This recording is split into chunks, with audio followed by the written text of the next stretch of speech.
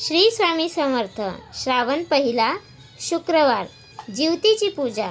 पूजा करताना जिवतीच्या चित्राजवळ ठेवा ही एक वस्तू मुलांचे आरोग्य आणि आयुष्य वाढेल। उद्या श्रावणातील पहिला शुक्रवार आपल्या पोटच्या गोळ्याच्या म्हणजेच मुलांच्या दीर्घायुष्यासाठी, आरोग्यासाठी आणि यशासाठी अत्यंत महत्त्वाचा दिवस। या दिवशी घरोघरी माऊली जिवतीची पूजा केली जाते।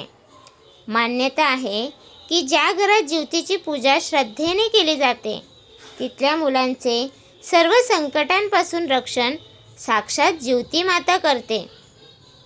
उद्या श्रावणी शुक्रवारी जिवतीची पूजा कशी करावी आणि पूजेच्या वेळी जिवतीच्या चित्राजवळ कोणती एक विशेष वस्तू ठेवावी ज्याने मुलांचे आयुष्य आणि आरोग्य सुधारेल, हे आपण आजच्या व्हिडिओमध्ये सविस्तर पाहणार आहोत।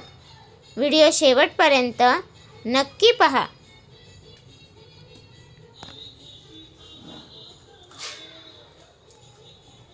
भाविकांनो, जिवती माता ही लहान बालकांची रक्षक देवता मानली जाते। श्रावणातील प्रत्येक शुक्रवारी तिची पूजा करण्याची आपल्याकडे पूर्वापार परंपरा आहे।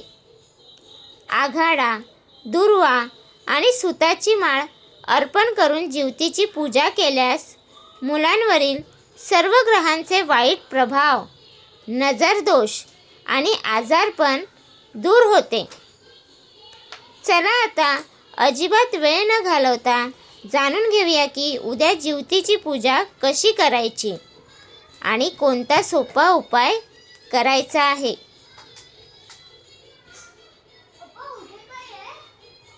हा उपाय आणि पूजा तुम्हाला उद्या श्रावणी शुक्रवारी सकाळी पूजेच्या वेळी करायचा आहे।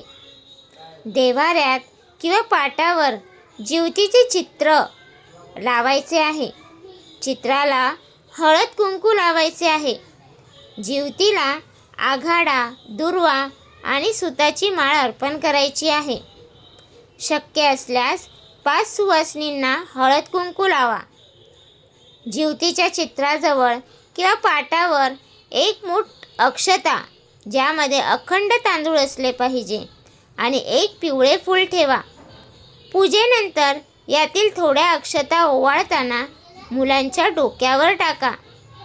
मुलांचे औक्षण करा।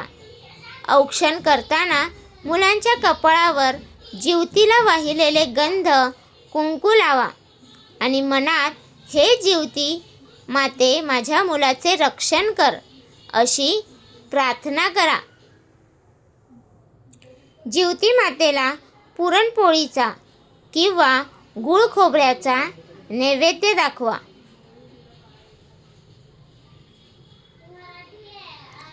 भाविकांनो, श्रावणी शुक्रवारी काही गोष्टी लक्षात ठेवा। पहिलं, पूजेसाठी वापरलेले तांदूळ तुटलेले नसावेत, अखंड अक्षता असाव्यात। दुसरं, आजच्या दिवशी घरातील मुलांवर अजिबात रागवू नका किंवा त्यांना मारू नका। तिसरं, संध्याकाळी घरात अंधार ठेवू नका। दारावर दिवा नक्की लावा।